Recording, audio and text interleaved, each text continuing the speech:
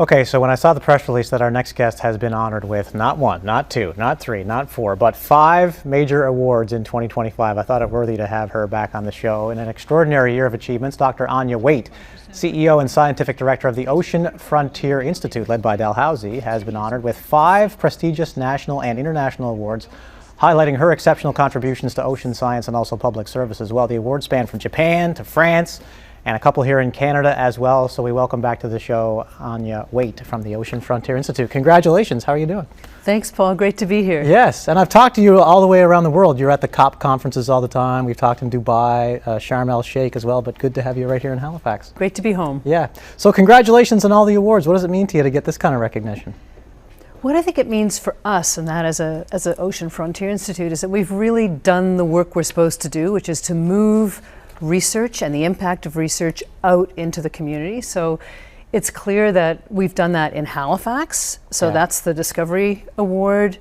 We've done it regionally in Atlantic Canada. So that's the Frank McKenna Award that talks about how we've impacted public policy. Yeah. And then nationally, the Senate nominated me for the King Charles III Coronation Medal. Yeah.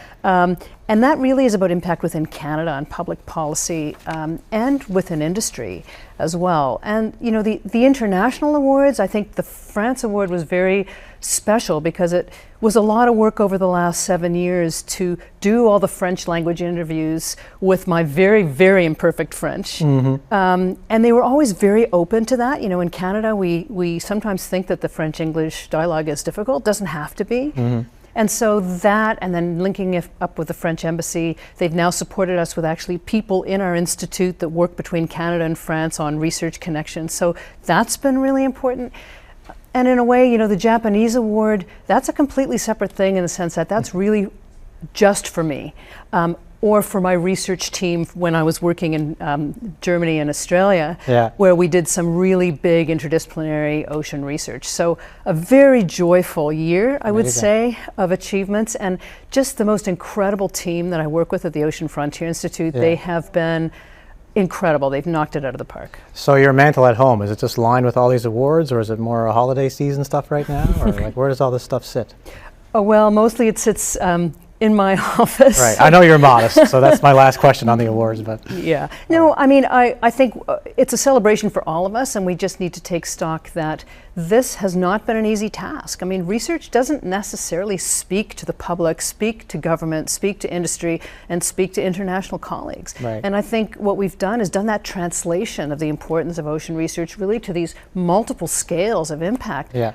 So fantastic for the team, for research across Atlantic Canada, so Dalhousie, Memorial University, and now 2 universities in Quebec that we work with. Wow. And it's that joined up, multidisciplinary, you know, bilingual research energy that I think has brought all this success to the Institute. I was thinking and researching some things to ask you apart from the awards, so I did a quick Google search, you know, ocean and climate change this morning, and this Climate News Now article came up and it said that the ocean is kind of like the forgotten hero in the climate system.